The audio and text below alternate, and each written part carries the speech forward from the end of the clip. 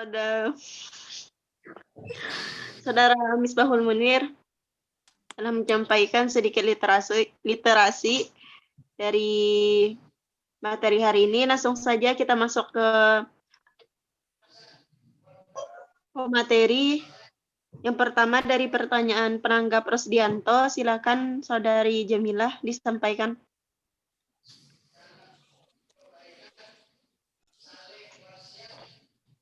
Ya, jadi pertanyaan dari Saudara Rosdianto yaitu bagaimana kondisi masyarakat multikultural di Indonesia pada saat ini? Ya, bisa langsung dijawab. Jadi jawabannya, masyarakat multikultural memperjuangkan kesederajatan antar kelompok minoritas dan mayoritas, baik secara hukum maupun secara sosial. Multikultural menuntut masyarakat untuk hidup penuh toleransi, saling mengerti antar budaya dan antar bangsa dalam membina suatu dunia baru. Jadi menurut saya, bila pertanyaan tersebut disesuaikan dengan kondisi masyarakat multikultural di Indonesia saat ini, maka kondisi tersebut belum terwujud seperti yang diinginkan. Contohnya dari masyarakat multikultural sendiri, diantaranya adanya semboyan Bhinneka Tunggal Ika sebagai semboyan persatuan dan kesatuan bangsa Indonesia. Adanya toleransi beragama dilihat dari adanya dialog antar agama, tetapi sekarang dominasi suatu kelompok terhadap kelompok lain masih ada. Perbedaan perlakuan terhadap kelompok lain masih ada. Tetapi ada kelompok masyarakat yang juga mengajarkan dan mengembangkan multikultural sebagai sumber persatuan dan kesatuan bangsa Indonesia, misalnya pendidikan multikultural. Sudah, Pen? Ya, berarti kondisi masyarakat pendidikan multikultural di Indonesia sudah terlaksana ya, Jamilah? Belum terwujud. Terlaksana tapi belum terwujud. Seperti itu? Oh, ya.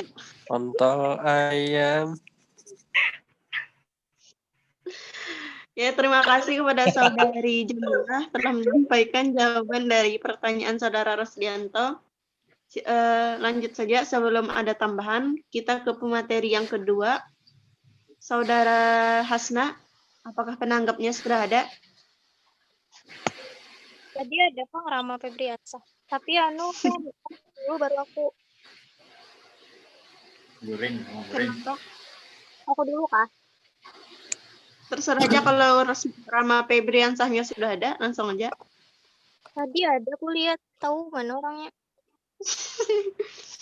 Ya, karena Rama Febriansah belum ada, langsung ke pemateri berikutnya saja. Saudara Inayah. Radanya pertanyaan. Ya, silakan Saudara Ramadhani. Cek. Ada suaranya. Silakan Saudara Ramadhani. Oh, ini. Menanggapi dari tentang makalah dari Inayah, yaitu tujuan dan fungsi pendidikan Islam multikultural. Ya. Itu kan membicarakan tentang bermacam-macam kehidupan sosial, misalnya kayak ras dan lain-lain. Itu untuk masyarakat luas. Misalkan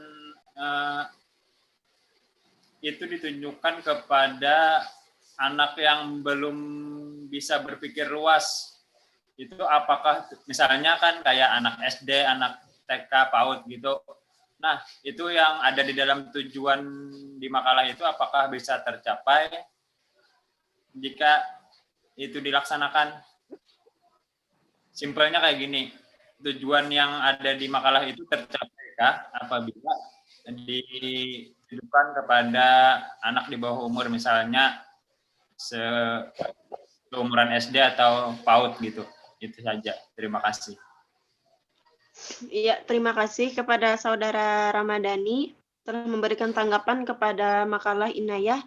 Bagaimana Inayah bisa dipahami yang ditanyakan Saudara? Mungkin bisa dipahami. Saya coba menjawab langsung. yaitu penerapan pendidikan multikultural dapat dimulai dari jenjang PAUD atau pendidikan anak usia dini, di mana pada usia ini anak mulai belajar mengenal orang lain selain anggota keluarganya. Mungkin di dalam keluarganya anak tidak akan menemui berbagai perbedaan pada orang lain di luar sana. Dari sinilah perlu ditanamkan mengenai pendidikan multikultural tersebut. Sebelum anak mulai melakukan eksplorasi pada dunia yang lebih luas lagi. Terus di sini saya ada membaca menurut Barnett dalam Andani nilai-nilai inti yang mengarah pada tujuan pendidikan multikultural antara lain mengembangkan perspektif sejarah yang beragam dari kelompok-kelompok masyarakat, memperkuat kesadaran budaya hidup di masyarakat, memperkuat kompetensi intelektual dari budaya-budaya yang hidup di masyarakat, memberi rasisme, sekisme, dan berbagai jenis prasangka lainnya, mengembangkan kesadaran atas pemikiran planet bumi yang mengembangkan keterampilan sosial. Dari pemaparan tujuan pendidikan multikultural tersebut, terkesan terlalu sulit dan kurang sesuai apabila diberikan pada anak usia dini, sehingga perlu disesuaikan kembali dengan kompetensi dasar yang ada pada PAUD dalam pelaksanaannya. Intinya, pada pendidikan multikultural pada PAUD atau anak usia dini lebih mengacu pada bagaimana cara mengenalkan pada anak usia dini mengenai perbedaan yang ada di masyarakat, baik keragaman bahasa, budaya, agama, maupun adat istiadat. Tujuannya adalah jika mereka semakin mengenal tentang keberagaman tersebut, diharapkan mereka akan bisa menghargai dan saling toleransi dengan orang yang berbeda dengan dirinya. Mungkin sekian jawaban dari saya. Ya, berarti dari penjelasan tadi, tujuan dari pendidikan multikultural ini sudah bisa tercapai pada usia dini meskipun itu tidak 100% langsung seperti itu ya, Ina ya? Ya, mungkin seperti itu. Bagaimana Saudara Ramadhani? Alhamdulillah sangat jelas dan bisa dipahami. Ya, selanjutnya ke pemateri yang terakhir. Asna Sophia, silakan Saudara Rama Febriansah menanggapi. Rama? Ya Rama, Tadi Ramanya ada. sinyalnya ada tapi ada jar. Sinyalnya gangguan. Ini ada pengirim pertanyaan ini. Ngirim pertanyaan kada mau betakun, supan betakun atau kayak apa? Jarinya wifi-nya gangguan. Jadi bisa pada kau menanggapi lewat Zoom kayak tenang. Jadi tadi dikirimnya lewat WA. Oh. Ya udah silakan saja karena kondisi kita hujan juga ya kan. Silakan Hasna. Ya, jadi kan pertanyaan Ram Febriansah itu bagaimana penerapan pendidikan multikultural di pesantren dan di sekolah madrasah gitu. Nah, jadi di sini kan mana pendidikan multikultural itu kan merupakan respon terhadap perkembangan keragaman populasi sekolah sebagaimana hak bagi setiap kelompok. Nah, dan secara luas pendidikan multikultural itu kan mencakup seluruh siswa tanpa membedakan kelompok-kelompoknya seperti gender, etnik, ras, budaya, dan strata sosial dan agama. Nah, jadi dalam dimensi lain, pendidikan multikultural itu merupakan pengembangan kurikulum dan aktivitas pendidikan untuk memasuki berbagai pandangan, sejarah, prestasi, dan perhatian terhadap manusia. Nah, jadi menjawab pertanyaan dari yang penerapan pendidikan multikultural yang pertama di pesantren itu pesantren itu kan merupakan implementasi atau penerapan pendidikan multikultural karena menggambarkan ukhuwah, persaudaraan, tahun jihad yang mengajarkan persamaan hak manusia. Nah, jadi pertama itu penerapannya lembaga pendidikan pesantren ini dengan menambahkan para santrinya yang berasal dari berbagai daerah yang berinteraksi intensif itu. Nah, jadi di dalam kamar tidur yang sama, yang kira-kira ada 4-8 orang mungkin di situ. yang ditempatkan di dalam itu terdiri dari etnis yang berbeda-beda. Nah, hal ini sengaja dilakukan agar santri itu dapat cepat beradaptasi dengan lingkungan sekitarnya.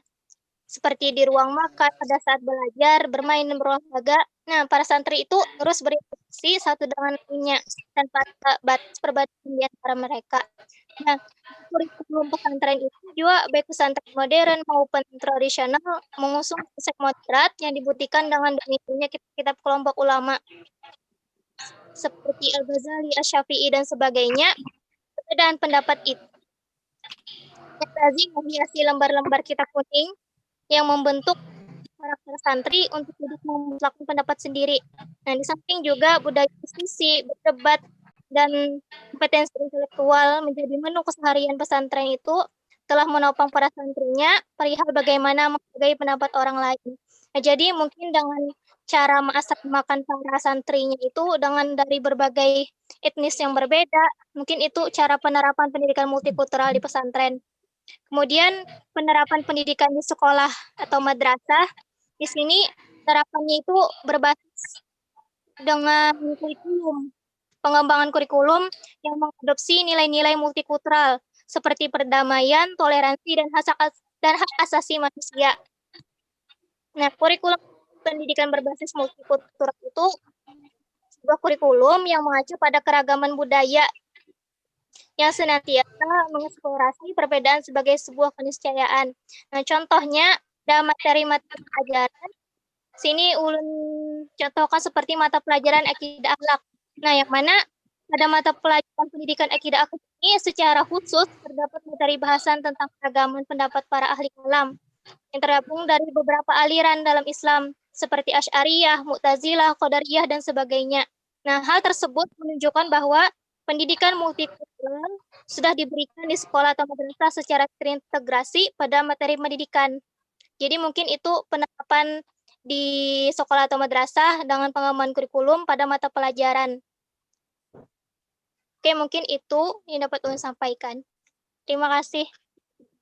Ya, terima kasih kepada Saudari Hasna Sophia. Berarti kan ada perbedaan antara pelaksanaan atau penerapan pendidikan multikultural di pondok pesantren dan juga di madrasah seperti itu, ya kan? Ya. Ya, baiklah, karena di sini penanggap dan juga pemateri sudah selesai. Kemudian penyampaian kesimpulan serta literasi juga sudah kita laksanakan. Untuk yang terakhir, di sini ulun sedikit meminta kesempatan kepada audiens yang ingin menyampaikan atau merangkum dari apa pertemuan kita hari ini. Jika ada, silakan.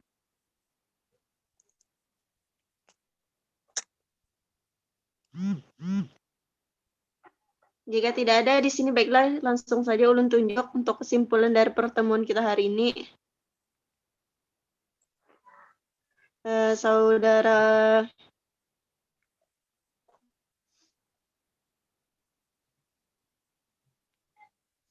Saudara Salimi ada? Ada. Apa nih, apa? Ada nggak? Aku nyerang Mas Ina. Astagfirullah. Mama siapa Silakan nih tonton? sampaikan kesimpulan pertemuan kita hari ini. Kesimpulan ke literasi ke yang terakhir nih. Literasi aja kan lah. Literasi sudah disampaikan tadi 2 orang. Oh, berarti kesimpulan lah. Kesimpulan keseluruhan pertemuan kita hari ini bisa disampaikan. Nah, sebelumnya sebelum kesimpulan aku mohon maaf soalnya tadi ada suara-suara gangguan loh. Jadi kayak kada jelas kayak itu kurang jelas.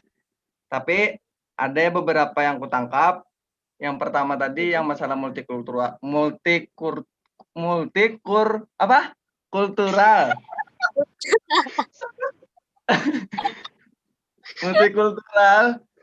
sudah diterapkan ya, tapi belum sampai ke tujuannya, belum sampai. Yang pertama tadi itu aku tangkap dari saudari siapa tadi ya? Saudari Jamilah kah? Iya. Itu. Terus dia ada lagi yang ini, yang dari Inayah itu tadi, yang sudah saya catat di sini, anjay. Yaitu secara sederhana, pendidikan multikultural dapat didefinisikan sebagai pendidikan untuk tentang keragamaan kebudayaan dalam merespon perubahan demografis. Nah, tujuan pendidikan dengan berbasis multikultural dapat didefinisikan. Yang pertama, untuk memfungsikan peranan sekolah dalam memandang keberadaan siswa yang berkenan ragam. Yang kedua, untuk membantu siswa dalam membangun perlakuan yang positif terhadap perbedaan kultural, ras, etnik, dan kelompok keagamaan. Yang ketiga, memberikan ketahanan siswa dengan cara mengajar mereka dalam mengambil keputusan dan keterampilan sosialnya. Yang terakhir, untuk membantu peserta didik dalam membangun ketergantungan lintas budaya dan memberi gambaran positif kepada mereka mengenai perbedaan kelompok. Nah, hanya itu moderator yang dapat saya tangkap, soalnya tadi ada suara-suara kada jelas, jar buahnya tadi kayak kayak anime aja. Ya, terima kasih kepada Saudara Salimi telah Nggih. menyampaikan kesimpulan dari awal pertemuan sampai akhir ya kan tentang pendidikan multikultural ini. Bagaimana Ketua, apakah langsung diakhiri saja pertemuannya?